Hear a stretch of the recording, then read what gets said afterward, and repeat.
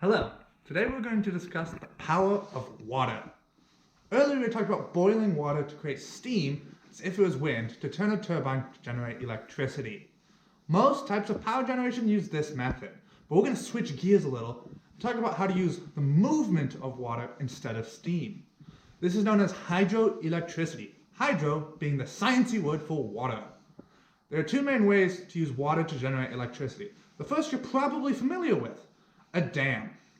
Now, the first thing we need is a place to build this dam. In order for you to do that, you need a river with large hills on either side. Preferably, those hills lead to a bottleneck of sorts, downstream, so you can build a dam. We don't need it to be that wide.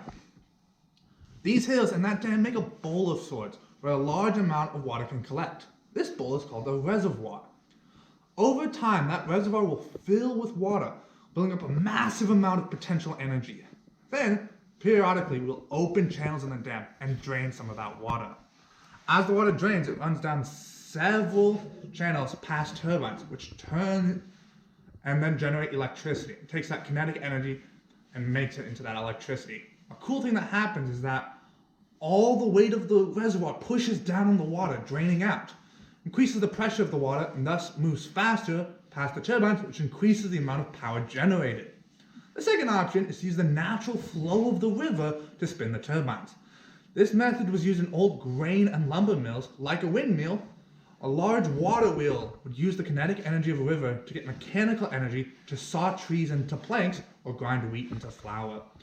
A variation on this is to use the movement of tides or ocean currents to spin those turbines. What are some of the pros and cons to each of these systems? And why would you pick one over another? And is this type of energy generation renewable or not? Let me know in the comments below, and thank you.